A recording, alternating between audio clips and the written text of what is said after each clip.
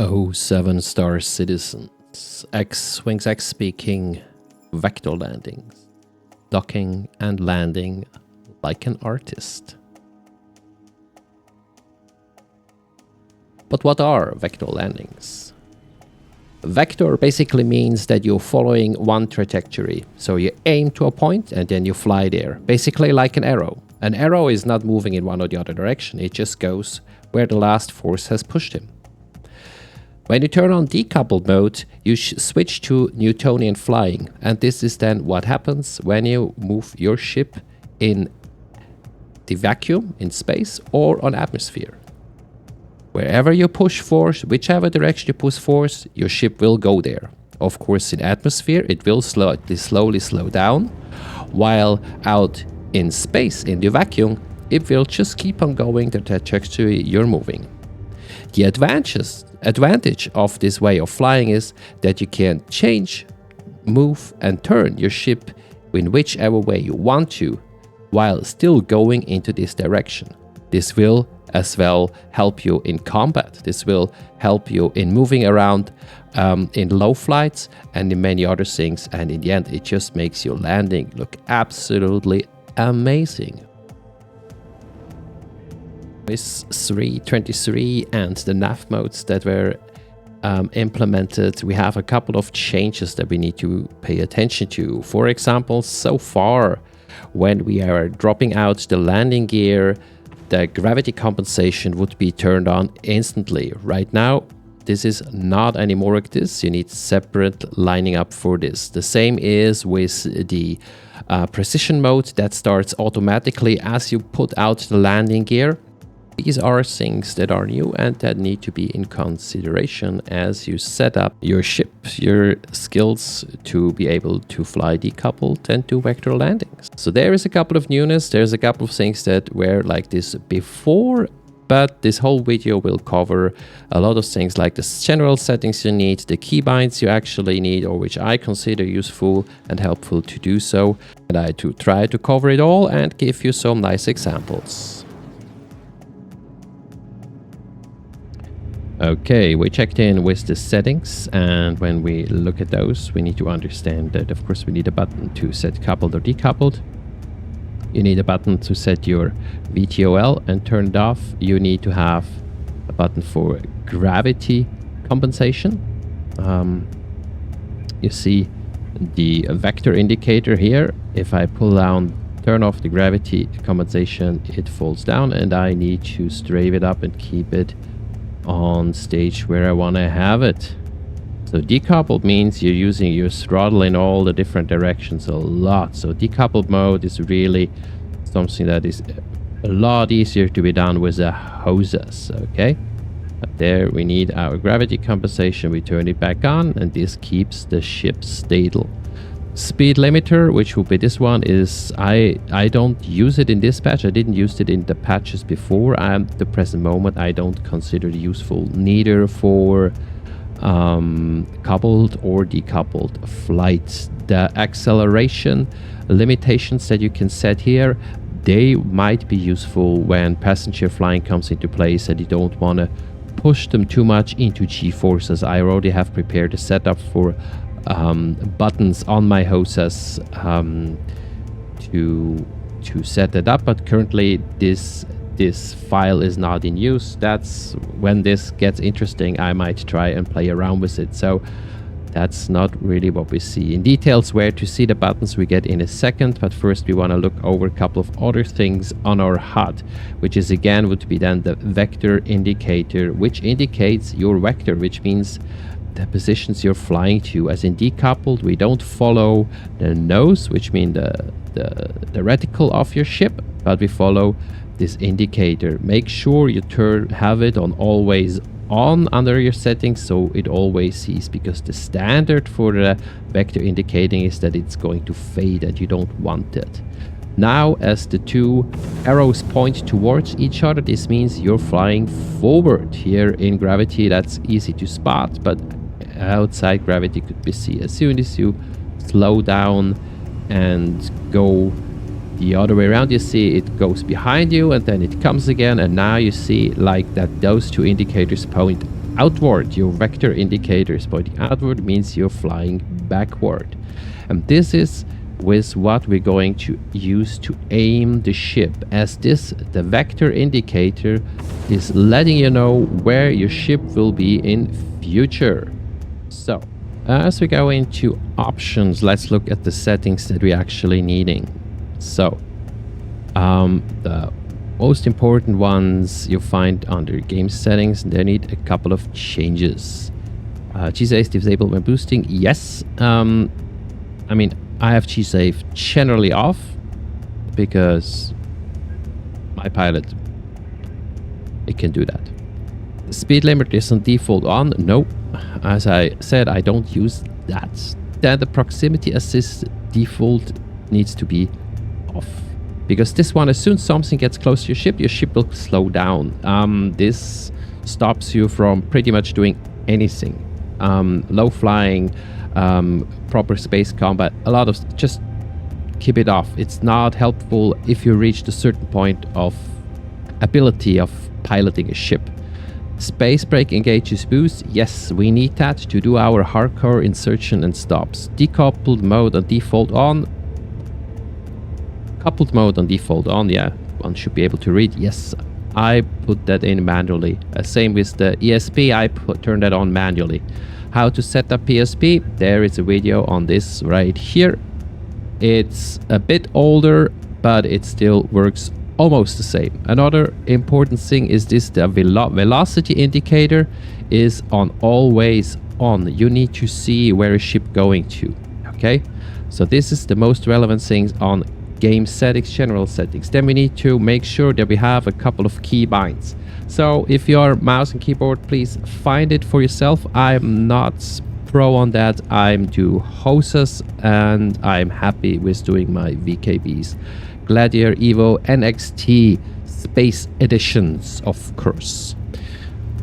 Okay, general setup you find in this video over here. How you do that, how I set up all the other buttons as well with a file, usually with the most actual file that I'm using, that might divert from the video because I'm not making always for every little change I'm doing a new video. Important, you need a decoupled button that you can trigger fast, easily and reachable. You need a space brake button. I have this on 22. As I said, there is a file for you to download if you just want to use the same thing. If you want to check first how my loadout is look in details, there is a high resolution PNG file that you can download. Now it's a JPEG, meanwhile a JPEG file that you can download to check on. I have a G4 safety toggle on off because this is turning on always you spawn a new ship, so you need to have this now. There is the ESP toggle, not needed for what we're doing right now, but just, you know, then you need to have, of course, the landing systems, your gear need to go out, you need the VTOL toggle to put out. If a cycle configuration to change, this would be for Drake Corsair, for example, changing the how your wings are, so is it combat mode or nav mode. Depending on when you have it, you need that because you need to have this. And I really recommend this to have you on your stick, so your hands while you're flying, you can do this with your thumb and move it around. So because you need to have your hands on your stick, on your throttle and on the yaw pitch and roll to do those maneuvers that we're going to look into. So this is relevant. Okay, request landing I have as well somewhere around here. Master mode, that's of course, yeah, you have to do that. And here is the gravity compensation toggle. That's an important one, so you can either make sure your ship stays in midair or you can drop it. So if you want to fly easily over hills and mountains and you just go over the peak and you turn off the compensation mode, you just fall a lot faster over the cliff downwards, and you just can put it on and you make a smooth turnaround. All these things helps you to less pancake your ship and fly a lot more smooth and nicely, with, at least for me, so much additional fun to flying in this game. It already was amazing, now it's getting even better. Of course, jump drive request, I mean, make sure to have buttons for this reserve because we need this as soon as StarCitizen 4.0 comes in, and that will come. The question is when, but I hope by the end of this year or the first quarter of next year. But we'll see where it goes. I will see where it goes, but I'm very positive that we're there. So these are the most important settings for for vector flying and vector landing in decoupled mode.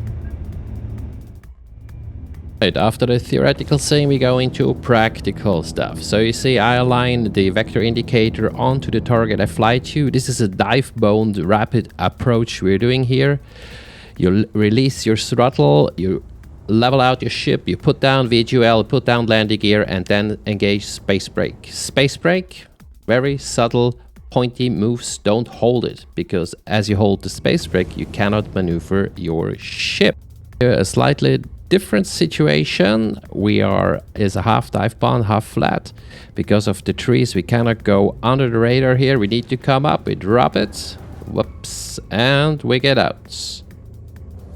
Releasing your fellow with the STV or other vehicles, and you are gone again. Rapid insertion, medical rescue is on.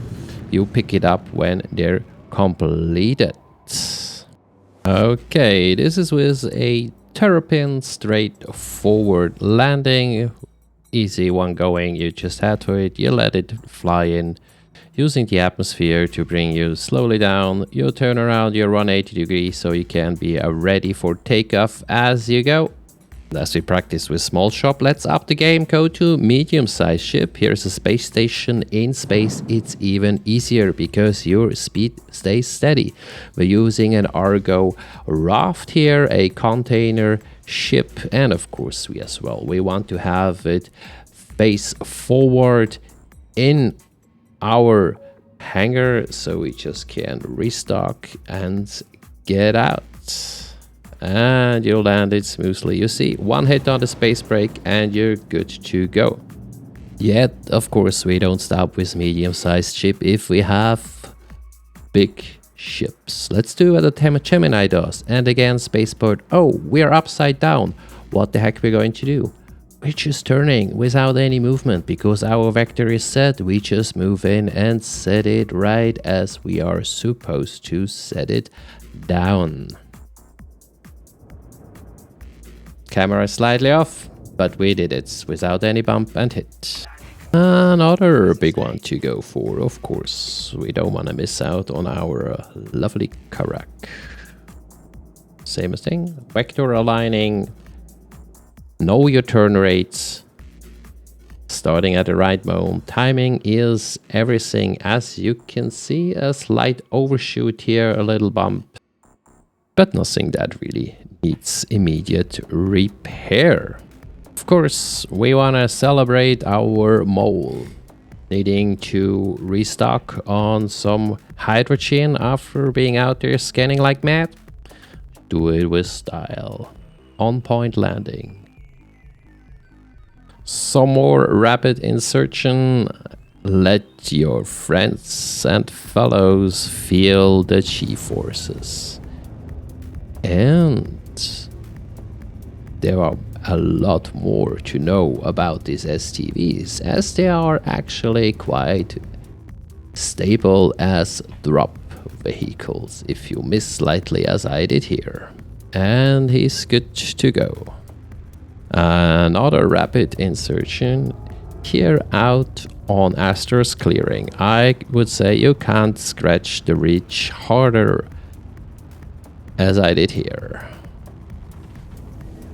Turning around, dropping down, slight overshoot, but with a bit of correction we make it to the ground and the medic is on his way.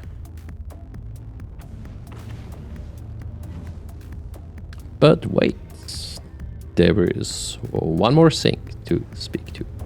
Ever thought about allow your ship to self-land? Well, here is what you can do.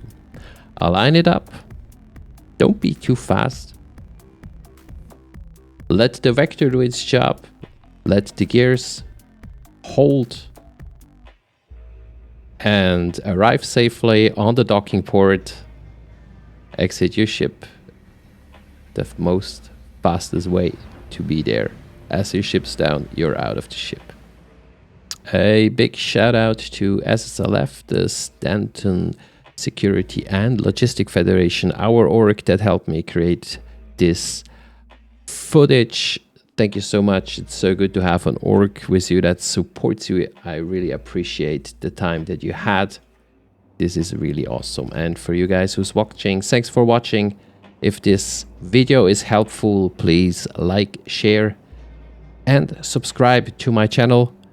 There is more where this channel is coming from, and there will be more in future. So please let me know in the comment what else you would like to see here, or any suggestions or ideas that you would like to give to me. Thank you very much. 07 StarCitizens.